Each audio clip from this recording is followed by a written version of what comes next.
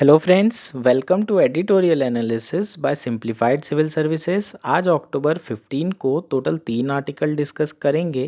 First article जो discuss किया जाएगा वो है Iron Dome missile defence system. ये जो मिसाइल डिफेंस सिस्टम है ये इजराइल का है और आपको यूपीएससी प्री में पूछा जा सकता है। साथ साथ हम लोग इंडिया का बैलिस्टिक मिसाइल डिफेंस सिस्टम भी समझेंगे और दोनों को कंपेयर करेंगे। ये आपको कंपैरिजन पूछा जा सकता है। इस तरीके से थोड़ा टफ बनाना होगा क्वेश्चन, तो टफ क्वेश्चन भी आ सकता है। दोनों एस्पेक्ट कवर कर लेंगे हम लोग आज। नेक्स्ट आर्टिकल जो डिस्कस करेंगे वो है Silk Road at the cross road. ये भी द हिंदू में आया है और बेल्ट एंड रोड इनिशिएटिव के बारे में हम इसमें डिस्कस करेंगे। कुछ बेसिक कंसेप्ट्स हैं उसको समझने की कोशिश करेंगे। प्री और मेंस दोनों पर्सपेक्टिव से इम्पॉर्टेंट है। जो हमारा थर्ड और आज का सबसे इम्पॉर्टेंट आर्टिकल है वो है हाउ इज़ द IORA अ की ब्लॉक फॉर इंडिया। इसमें इंडियन ओशियन रिम एसोसिएशन के बारे में डिटेल में चर्चा करेंगे। प्री और मेंस एस्पेक्ट से ये कई बार जो है रिपीट हो चुका है इसके ऊपर क्वेश्चन, इसलिए इसमें आपको बहुत ध्यान से पढ़ना है।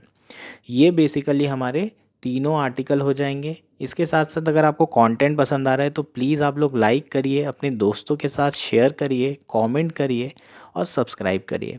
आइए शुरू करते हैं यहाँ एडिटोरियल एनालिसिस। हमारा फर्स्ट आर्टिकल है आयरन डोम। यह आर्टिकल द हिंदू में आया है और आपके प्री पर्सपेक्टिव से इम्पॉर्टेंट है। प्री के पर्सपेक्टिव से इम्पॉर्टेंट इसलिए है क्योंकि थाड़ मिसाइल के बारे में पूछा गया था एक बार 2019 में, और ये नॉर्थ कोरिया साउथ कोरिया का जब कॉन्फ्लिक्ट चल रहा था उससे रिलेटेड क्वेश्चन आया था। उस समय जो थाड़ मिसाइल थी वो यूएस ने डिप्लॉय की थी पैसिफिक ओशियन में। तो इसलिए इस तरह के थाड़ जैसे क्वेश्चन आ रहे हैं तो आयरन डोम जैसे क्वेश्चन आने की भी संभावना है। आपको आयरन डोम डिफेंस सिस्टम के बारे में पूछ सकता है, सिर्फ प्री में पूछा जाएगा, मेंस में बिल्कुल नहीं आएगा। रिसेंटली न्यूज़ में क्यों है? रिसेंटली न्यूज़ में इसलिए है क्योंकि हमास ने इज़राइल पर अटैक किया था और बहुत सारे जो एनालिस्ट हैं उनका ये मानना है कि इज़राइल का आयरन डोम डिफेंस सिस्टम कहीं ना कहीं फेल हुआ है, इसलिए ये न्यूज़ में है। डायरेक्ट क्वेश्चन पूछा जा सकता है, इनडायरेक्ट क्वेश्चन पूछा जा सकता है आपको।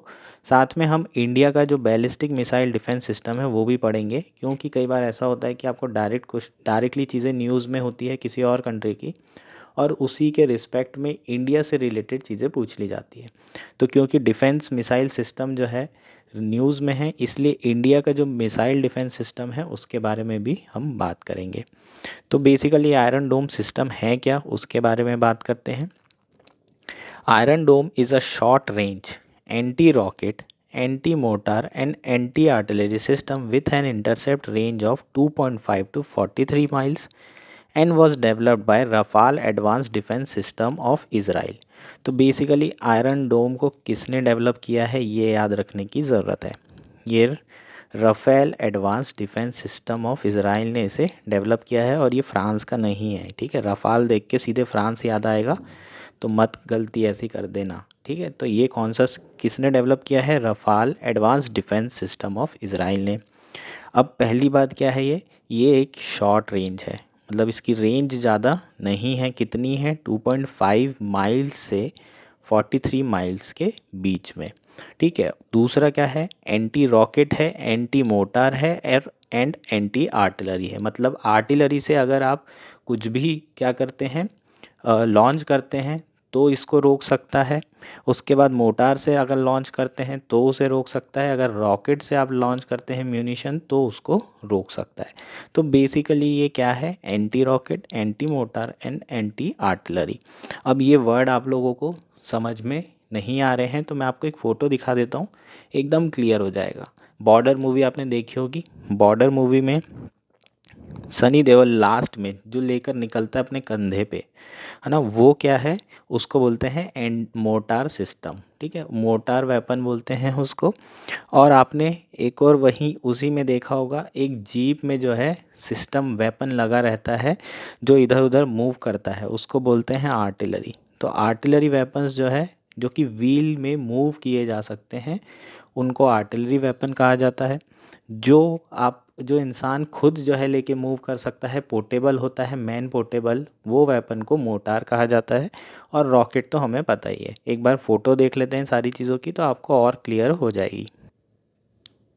ये हमारा आर्टिलरी हो जाएगा, आर्टिलरी सिस्टम, और ये हमारा मोटार हो जाएगा। आप अच्छे से देख पा रहे होंगे, ये मोटार सिस्टम है, और रॉकेट तो हम जानते ही हैं। तो ये बेसिकली हमारे रॉकेट, मोटार और आर्टिलरी हो गए, और इसके अगेंस्ट में डेवलप किया गया है डिफेंस सिस्टम। मतलब इससे आने वाले जो भी वेपन होंगे उसको इंटरसेप्ट करके न्यूट्रलाइज करेगा आयरन डोम सिस्टम। नेक्स्ट पॉइंट है, इज़राइल के पास कम से कम 10 आयरन डोम बैटरीज है जो कि डिप्लॉय हुई है थ्रू आउट द कंट्री, और हर एक जो बैटरी है वो 60 स्क्वायर माइल पॉपुलेटेड एरिया को डिफेंड करने में सक्षम है। अब हम बात करेंगे कि ये काम कैसे करता है। ठीक है, तो जो बैटरी है आयरन डोम बैटरीज, इसके बारे में बात करेंगे कि हाउ इट वर्क्स। तो ये शुरू करते हैं हाउ इट वर्क्स। तो बेसिकली सबसे पहला जो सिस्टम होगा ये सिंगल बैटरी है। ठीक है, ऐसी 10 बैटरीज हैं आयरन डोम बैटरी। ठीक, तो ये सबसे पहले डिटेक्ट करेगा और ट्रैक करेगा रडार के थ्रू कि जो लॉन्च हुआ है वेपन उसकी ट्रेजेक्ट्री क्या है। दूसरा है बैटल मैनेजमेंट एंड कंट्रोल। ये क्या करता है, एनालाइज करता है ट्रेजेक्ट्री को और डिटरमाइन करता है इसका इम्पैक्ट पॉइंट। अगर ये बेसिकली पॉपुलेटेड एरिया में होगा तब थर्ड स्टेप होगी वो है इंटरसेप्शन, और जो इंटरसेप्शन है वो तभी होगा जब ये पॉपुलेटेड एरिया में गिर रहा होगा, अदरवाइज़ कोई इंटरसेप्शन नहीं होगा। ठीक है, तो ये 3 स्टेज में काम करता है। ऐसे टोटल 10 आयरन डोम सिस्टम पूरे इज़राइल में लगाए गए हैं। ठीक है, इसके अलावा भी जो है अगर हम देखें तो इज़राइल में 4 लेयर डिफेंस मिसाइल सिस्टम है। 4 लेयर में क्या क्या आता है, सबसे पहला है आयरन डोम जो कि 2011 में डेवलप हुआ था, जो कि शॉर्ट रेंज रॉकेट को रोकता है। दूसरा है डेविड स्लिंग, ये जो है किसको इंटरसेप्ट कर सकता है, medium to long range rocket को और क्रूज मिसाइल्स को। थर्ड है एरो 2। ठीक है, यहाँ पर दिया है एरो 3 दिया हुआ है, एरो 2 भी है जो कि अपर एटमॉस्फेरिक लेवल पर इंटरसेप्शन करता है, और फोर्थ है एरो 3, वो है एक्सो एटमॉस्फेरिक लेवल पर इंटरसेप्शन करता है। इसका मतलब क्या है, अलग अलग लेयर बना दी गई है।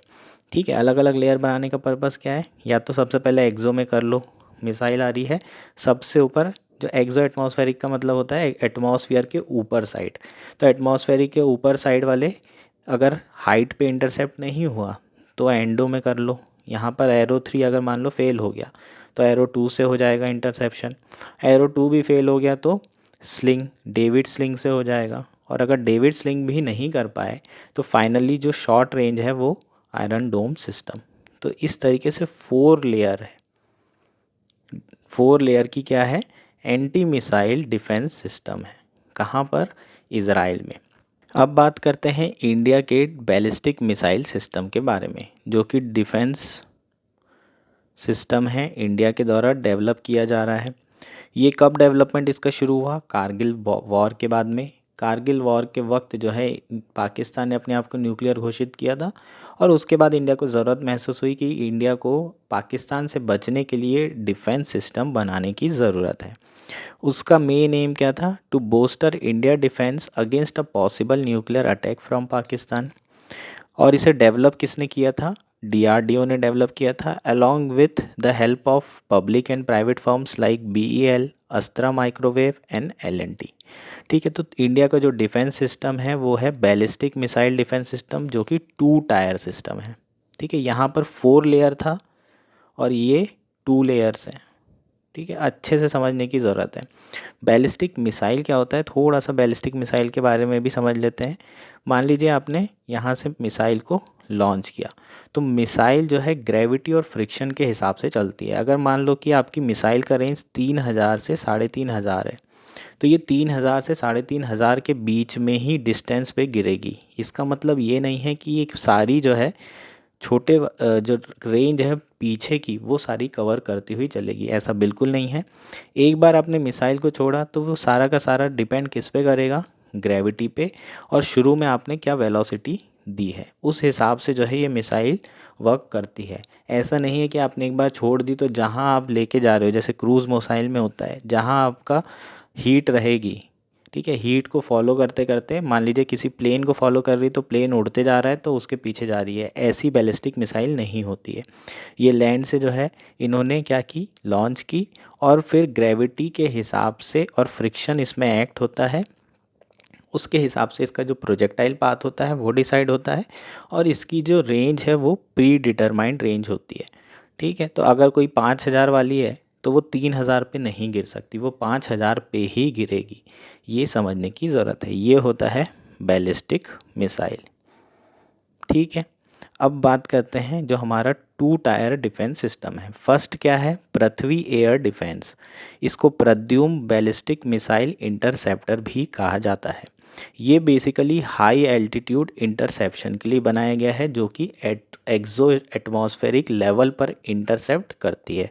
मतलब किस एल्टीट्यूड में इंटरसेप्ट करेगी, 50 टू 80 किलोमीटर। ठीक है, यहाँ पर हमने जब बात की थी, ये रेंज है और ये एल्टीट्यूड है। ठीक है, ये इसका मैक्सिमम हाइट हो जाएगी, तो ये रेंज कहलाती है, ये एल्टीट्यूड।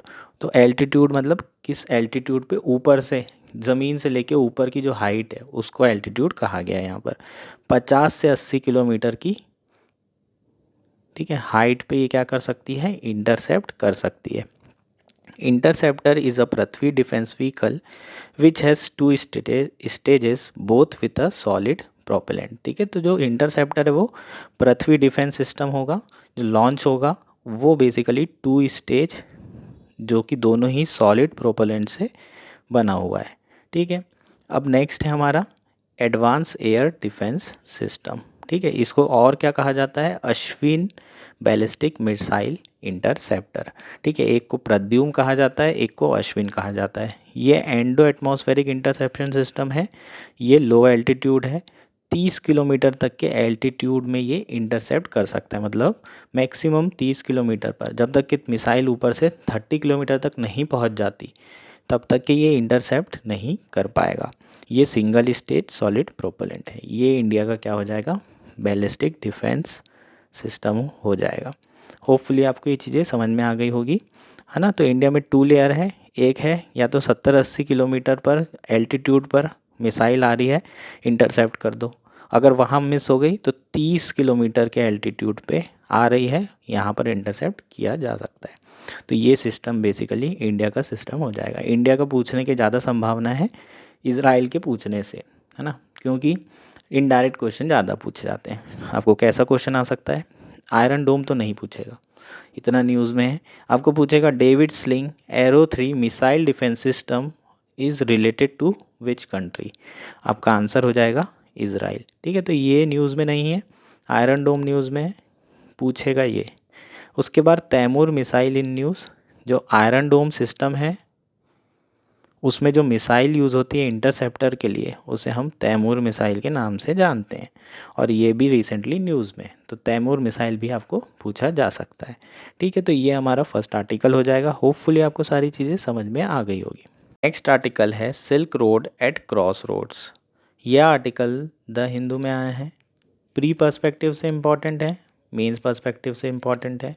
इंडो चाइना कन्फ्लिक्ट आता है तो आपको बेल्ट एंड रोड इनिशिएटिव का जिक्र ज़रूर करना है, इसलिए हमको ये पता होना चाहिए। न्यूज़ में क्यों है, क्योंकि बेल्ट एंड रोड इनिशिएटिव को 10 साल पूरे हो चुके हैं। इसकी 10th एनिवर्सरी कंप्लीट हुई है अभी। 2013 में इसे लॉन्च किया गया था शी जिनपिंग के द्वारा, जब वो फर्स्ट टाइम बने थे प्रेसिडेंट। उनका ये पेड प्रोजेक्ट है। बेल्ट एंड रोड इनिशिएटिव की अगर बात करें तो उस समय बहुत सारे बायलैटरल प्रोजेक्ट चल रहे थे। उन सारे प्रोजेक्ट को क्लब करके belt and road initiative project बनाया गया है। ये मल्टीलेटरल प्रोजेक्ट नहीं है, इसमें मल्टीपल कंट्रीज़ तो हैं, लेकिन सारी कंट्रीज़ के साथ जो डीलिंग है वो बायलैटरल बेसिस पे ही होती है। तो बहुत सारे प्रोजेक्ट सबको क्लब कर दिया ताकि एफिशिएंसी के साथ उनको क्या किया जा सके, इम्प्लीमेंट किया जा सके। तो ये जो एक मिसकंसेप्शन होता है कि ये मल्टीलेटरल प्रोजेक्ट है, तो ये मल्टीलेटरल प्रोजेक्ट बिल्कुल नहीं है। हालांकि इसमें शुरुआत में इसका नाम वन बेल्ट वन रोड दिया गया था, OBOR, लेकिन इसे बाद में चेंज कर दिया गया ताकि ये थोड़ा इंक्लूसिव लगे। बेल्ट एंड रोड इनिशिएटिव कर दिया गया। पहले ये चाइना डोमिनेटिंग माना जाता था, हालांकि ये चाइना डोमिनेटिंग ही है, इसमें दूसरी कंट्री का जो रोल है वो बहुत कम है। चाइना ने बहुत ज़्यादा इसमें इन्वेस्टमेंट किया है, मेनली जो कनेक्टिविटी वाले एरियाज़ हैं वहाँ पर बहुत ज़्यादा इन्वेस्टमेंट किया गया है। बेसिकली जो बेल्ट एंड रोड इनिशिएटिव है इसके दो पार्ट हैं। एक है रोड लैंड डायमेंशन, जिसका नाम क्या है, सिल्क रोड इकोनॉमिक कॉरिडोर, और दूसरा है मैरीटाइम सिल्क रोड, जो कि सी रूट के थ्रू कनेक्टिविटी बढ़ा रहा है। जो हमारा लैंड डायमेंशन है उस पे जो उसका जो फोकस है वो किस पे है, एनर्जी पे, इंफ्रास्ट्रक्चर पे और कनेक्टिविटी प्रोजेक्ट में, बेसिकली कहाँ पर, यूरेशिया में। और जो मैरीटाइम सिल्क रोड है वो कहाँ अनाउंस किया गया था फर्स्ट टाइम, इंडोनेशिया में। ये किसको कनेक्ट कर रहा है तो हम यहाँ पर मैप के थ्रू समझते हैं।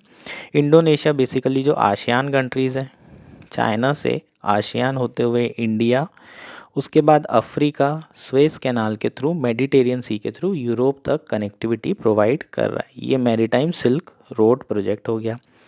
जो लैंड वाला है उसमें 6 कॉरिडोर्स डेवलप किए जा रहे हैं। कौन कौन से कॉरिडोर हैं?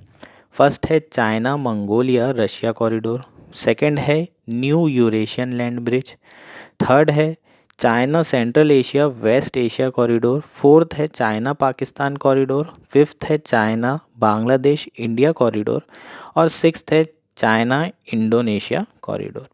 अगर इंडिया की बात करें तो इंडिया ने जो है BRI प्रोजेक्ट को ज्वाइन नहीं किया है, लेकिन इंडिया की ऑलमोस्ट सारी नेबरिंग कंट्रीज़ ने ये ज्वाइन कर लिया है। For example Nepal, Maldives, Bangladesh, Myanmar, ये सारी की सारी कंट्री BRI में बेसिकली क्या है, ऑलरेडी इसको ज्वाइन कर चुकी है।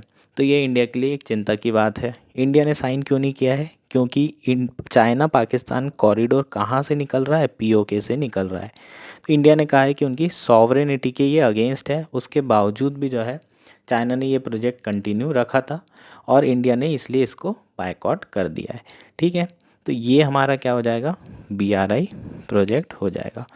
प्रीलिम्स में आपको BRI के बारे में पूछे ना पूछे, लेकिन कुछ इनिशिएटिव हैं जो शुरू किए गए हैं to counter BRI project of China. कौन कौन से इनिशिएटिव हैं और कौन सी कंट्री ने इसे शुरू किया है, ये बहुत इंपॉर्टेंट है, बहुत समय से पेंडिंग है, जो आपको पूछा नहीं गया है। फर्स्ट है एशिया अफ्रीका ग्रोथ कॉरिडोर। किसने शुरू किया है? इंडिया, जापान और कुछ अफ्रीकन कंट्रीज़ ने मिलकर। दूसरा है partnership for global infrastructure and investment, PGII। ये किसने शुरू किया है? G7 ने। थर्ड है ब्लू डॉट नेटवर्क। ये है US, जापान और ऑस्ट्रेलिया के द्वारा शुरू किया गया है। ये सब काउंटर किसके करने के लिए किया गया है? किसको काउंटर? BRI को। ये सारे इन्वेस्टमेंट प्रोजेक्ट्स हैं, ठीक है। और फोर्थ क्या है? Global gateway initiative. ये किसके द्वारा शुरू किया गया है? EU के द्वारा। ये बहुत इंपॉर्टेंट है चारों, ये आपको रटे होने चाहिए कौन सी कंट्री ने शुरू किया है। इसी तरीके का क्वेश्चन आ सकता है जैसे मैंने यहाँ पर लिख रखा है, बहुत प्री के एस्पेक्ट से इम्पॉर्टेंट है। BRI प्रोजेक्ट के बारे में एक और चीज़ बताना चाहूँगा कि BRI प्रोजेक्ट में जो इसके क्रिटिक्स हैं वो हमेशा ये कहते हैं कि ये जो प्रोजेक्ट है वो चाइना डोमिनेटिंग है और इसके कारण जो छोटी कंट्रीज़ हैं उन्हें डेट में वो डाल देती है, डेट ट्रैप में। क्या करती है? बहुत ज़्यादा इन्वेस्ट करती है, बहुत ज़्यादा लोन देती है इन्वेस्टमेंट के लिए, उसके बाद वो प्रोजेक्ट उतना वायबल नहीं होता और फिर जो कंट्री होती है वो लोन नहीं चुका पाती और फिर उनको और लोन लेना पड़ता है, तो वो ट्रैप में फंस जाती है। उसके बाद लैंड का कुछ ना कुछ टुकड़ा जहाँ वो प्रोजेक्ट बनाया जाता है उसमें चाइना को क्या मिल जाता है? चाइना को अथॉरिटी मिल जाती है कुछ 30 साल के लिए, 50 साल के लिए, और वहाँ पर वो फिर अपने बेसेस बना लेते हैं, मिलिट्री बेसेस बना लेते हैं। तो इसलिए इंडिया बहुत चिंतित रहता है, खासकर श्रीलंका में इस तरीके की चीज़ें हुई हैं। पाकिस्तान को तो कुछ बेनिफिट मिला ही नहीं है जो कॉरिडोर बनाया गया था उसका। उसके बाद मालदीव्स में भी ये इश्यूज़ हुए हैं। तो इसलिए बहुत सारी कंट्री ने BRI प्रोजेक्ट जो है शुरू में ज्वाइन कर लिया था, उसके बाद उससे बाहर आ चुके हैं। ठीक है, रिसेंटली मलेशिया ने BRI के प्रोजेक्ट से अपने आप को बाहर कर लिया है। ऐसी बहुत सारी कंट्रीज़ हैं, यूरोपियन कंट्रीज़ हैं जैसे इटली, उन्होंने भी यही डिसीज़न लिया है रिसेंटली।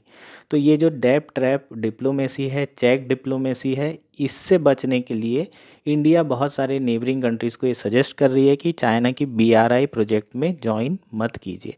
लेकिन बहुत ज़्यादा पैसा है, अगर बहुत सारा पैसा डेवलपिंग और अंडर डेवलपिंग कंट्रीज़ को दिया जाएगा, उनके प्रोजेक्ट, उनके इंफ्रास्ट्रक्चर डेवलपमेंट के लिए खर्चा किया जाएगा, तो लोग फिर ज्वाइन करेंगे ही, कंट्रीज़ फिर ज्वाइन करेगी। पर ये जो है इसका क्रिटिसिज्म हो जाएगा।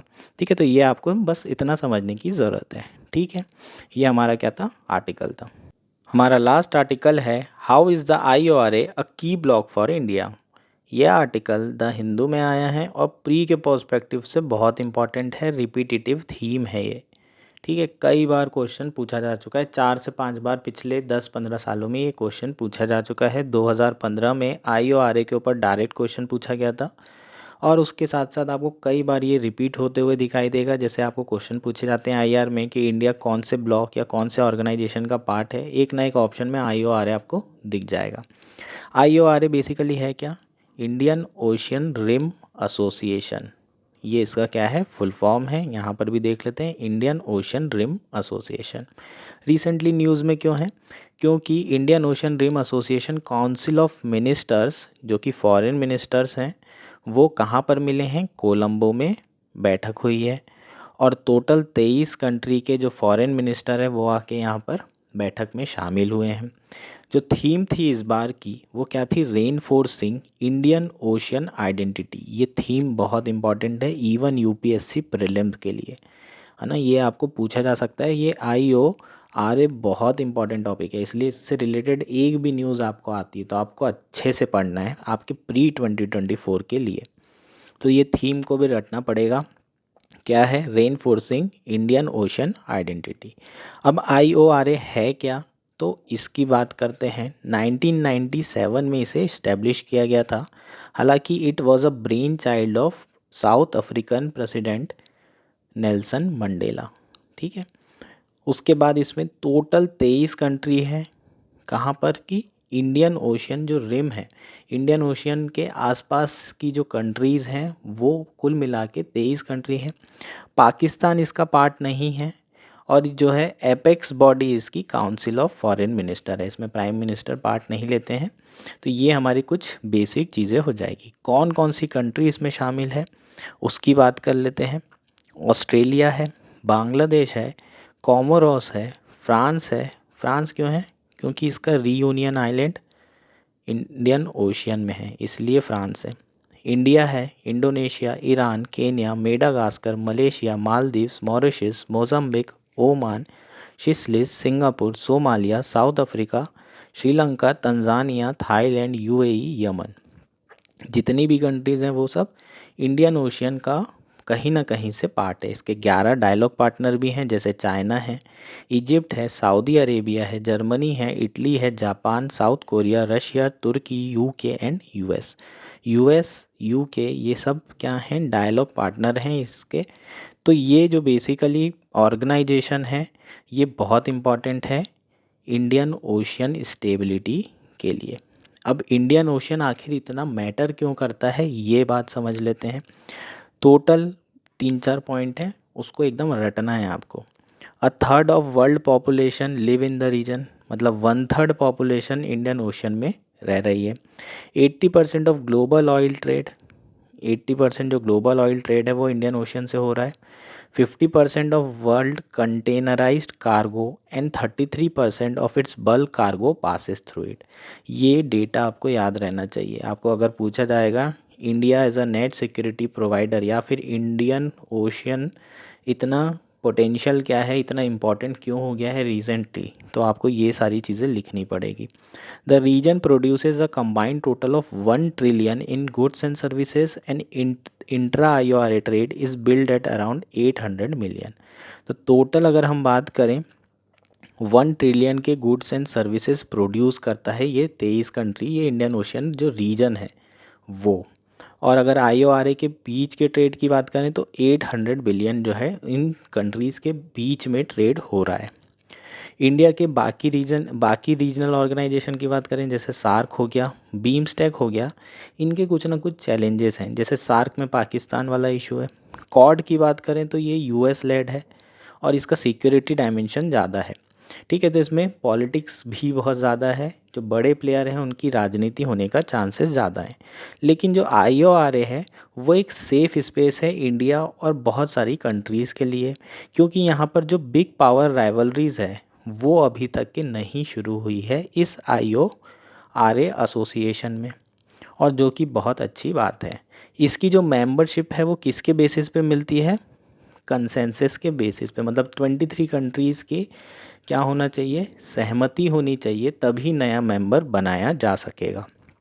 पाकिस्तान इसका पार्ट नहीं है, हालांकि पाकिस्तान ने 2001 में इसमें अप्लाई किया था, लेकिन इसका वो पार्ट इसलिए नहीं है क्योंकि उसने इंडिया को मोस्ट फेवर्ड नेशन का जो दर्जा है वो नहीं दिया है, जो कि WTO के अंदर देना होता है। इसलिए जो है इंडिया के लिए ये बेहतर प्लेस है। इंडिया यहाँ पर आराम से सारी कंट्रीज़ के साथ बात कर सकता है। इंडिया के लिए अच्छी प्लेस है जहाँ पाकिस्तान की जैसी कोई रुकावटें नहीं हैं, है ना। जैसे SCO है वहाँ पर भी पाकिस्तान है, सार्क है वहाँ पर भी पाकिस्तान है, तो वहाँ पर ग्रोथ रुक गई है उन ग्रुप्स की, ठीक है। तो इसलिए इंडिया के लिए बेहतर प्लेस है। अब IORA बेसिकली जो फोकस करता है वो 7 प्रायोरिटीज़ एरिया है। इसके 7 प्रायोरिटी एरिया भी आपको याद रखना है, ये भी आपको ऐसे पूछा जा सकता है। Maritime safety and security first, दूसरा है ट्रेड एंड इन्वेस्टमेंट, तीसरा है फिशरीज़ मैनेजमेंट, फोर्थ है डिज़ास्टर रिस्क मैनेजमेंट, फिफ्थ है हमारा साइंस एंड टेक्नोलॉजी, सिक्स्थ है टूरिज़्म एंड कल्चरल एक्सचेंज, और 7 है जेंडर एम्पावरमेंट। ये 7 ऐसे प्रायोरिटी एरिया हैं जिसमें फोकस किया जाता है IORA के अंदर। इसके साथ साथ ये स्पेशल फंड भी रन कर रहा है जिसमें $80,000 से लेके $1,50,000 तक प्रोजेक्ट को ग्रांट किया जाता है मेंबर्स को, है ना। कोई प्रोजेक्ट है तो आप लोग क्या कर सकते हो, अप्लाई कर सकते हो कि हमें ग्रांट चाहिए, तो ये ग्रांट भी दे रहा है, उसके लिए एक स्पेशल फंड बनाया गया है, ठीक है। इसका जो स्ट्रेटेजिक पर्पस है वो क्या है?